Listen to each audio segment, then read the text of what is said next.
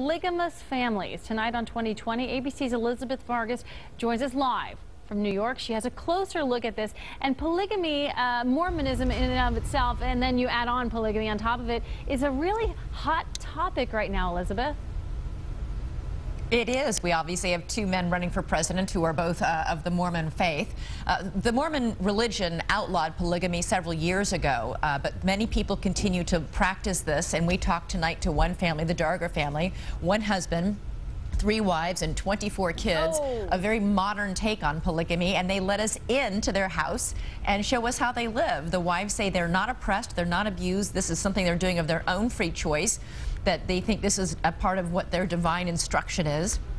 And the 24 kids are pretty much one of the most amazing group of kids you'll ever meet. Oh, I bet. I told my husband that house where they all live is quieter and cleaner than our house, and we only have 2 kids and 1 dog. So yeah, you'll get to meet them and hear about what life is like with them. I can't imagine 24 kids. Okay, but they're also risking prosecution just even talking to you. So, you know, they really had to feel compelled to do this, didn't they? They did. They wrote a book, and they've let our cameras come into their house knowing that they're risking arrest. I asked Joe Darger flat out, are you willing to go to jail for this principle? And he says yes. They feel at a time when some states in this country are legalizing gay marriage that polygamous marriages should also be legalized, especially because they're so much not like, for example, the Warren Jeffs polygamous community, where there was proven abuse, where Warren Jeffs is now in prison for having underage brides and forcing young girls to marry before they wanted to. They say this is free choice for them. It will be controversial, and I'm anxious actually to hear what people say after they watch the piece tonight. I hope they'll Twitter me. I'm sure they will. I'm sure you get loaded down with that. You know, turning completely on a dime here. You're also interviewing funny man Tim Allen in tonight's 2020. All right, that had to be not only interesting, but a lot of fun.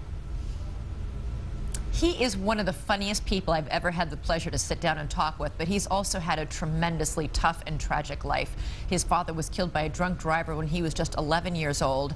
It sent him on a spiral of drug and alcohol abuse. He ended up being arrested for drunk driving himself as an adult. But he said comedy saved him. He's also a deeply spiritual man. I think you'll be surprised to see that side of him.